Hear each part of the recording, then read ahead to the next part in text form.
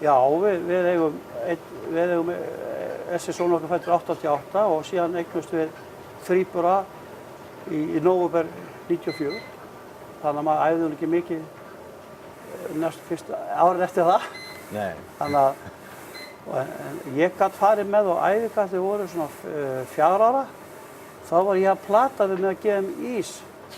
Og hann pabbi aðeins að skreppa á æfingu, svo fengu allir ís. Svo raðaði ég bara upp hjá Gímir á Stebba Hallgríms, Stífgím. Ég var mikið þar.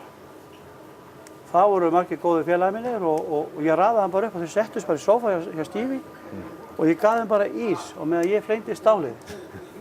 Og þannig var það, hann gæti ég farið aftur æfingar með því að blata börnin bara með mér, sko, þegar ég var náttúrulega að fara undir stálið og þetta kom hægt og rólega. Já. Þú sjúkraliði og ég las nú aðeins, fann ég gamla sögur að þeim. Þú máttir ekki bregða þér í bónus inn á tímabili að þess að bjarga mannslífum? Já. Já, það var nú þannig, sko, að eignast þríbura, sko, þetta er engin smá pakki, sko, og ég bara lagðist á bæn og bað nú bara Jesú hjálpa mér, sko, með þetta, sko. Og ég bað alla góða vætti að koma mér til aðstoðar, sko. Og ég síðan var þannig að kona var alveg að koma að skera hana, sko, og þá sendu mig í bónus að kaupa örbyggjón sem ég gerði niður í Holtagurum. Og þegar ég niður í Holtagurum þá rekst ég á gamla vinnufélaga minn á Kleppsspítala.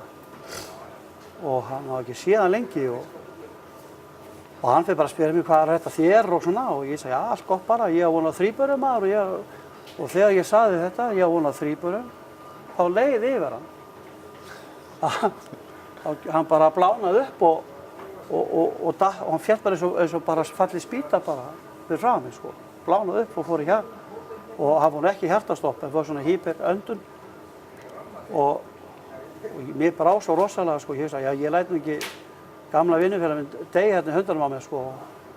Þannig að ég bara kom hann til hjálpar og þá kom verslunarstjórinn, hann Finnur að þarna og öllum var brugðið, sko. Og það var kallað á hjartabílinn og þannig að ég allavega, hann hélt lífi, hann átti 2-3 lítil börn heima og hann síðan hringdi hann í mig daginn eftir og þá var hann með hjartasjúkdóm sem hann vissi ekki sko. Og mánuði seinna þá kona var alveg að fara að skera engu, sko, þá þurfti að fara í bónus, kaupa pela og einbjörn dót.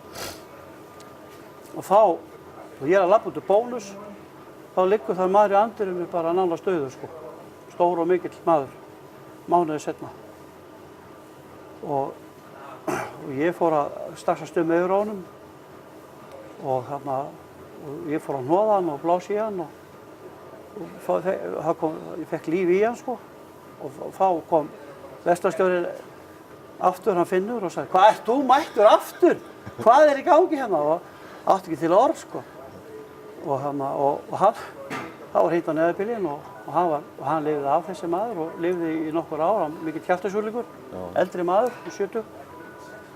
Þannig að þarna bjargaði ég 2 mannslífum í bónus með mánaðar millibili og síðan skeiði það að Jóhannes í bónus, hann boðaði mig á fund til sín og hann bauð mig vissi ég ætti von á þríburum, hann sagði, má ekki bjóða, hvað vantar fyrir börnin? Og ég sagði, mér vantar bleiur. Taktu bara eins mikið þú vilt, sagði hann. Sem ég gerði, ég tók alltaf auka kassa. Það var mikið blei í nokkurnu heimilinu. Og síðan spurði hverja manna ég væri og þá kom það að ljósa að afi minn, Ólafur Bergmann Ellísson, prentari, að þeir þekktust.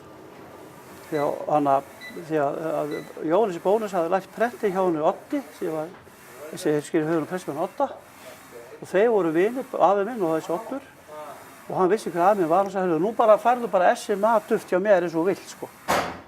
Og ég tók bara heilan kassa SMA-dufti því að það fór 1 dós af dufti á sólarhring í krakkana, sko. Þannig að Jóhannes í bónus, hann gerir vel við mig. En þannig að eftir að þú lagðist þarna á bæinn, Já. Það var aðstoð með þrýburna. Já. Það var komið einhvern veginn svona út. Já. Þú bjargaði sem aðslegum. Já, mér var hjálpað. Svo eru bleiur og annað bara. Já, mér var laug. hjálpað. Ég baði um aðstoð og ég fekk hana og ég segi svo, þetta var kraftverk. Með seinni manni, sko, hann var bara dáinn hann fram að mig, sko, og hann sendi mér alltaf jólakort og sagði, þú gafst mér líf, sagði hann. Og það var gaman að því, sko. Já. Já, ég gerði bara skyldu mína sem borgari bara, maður verður að gera það.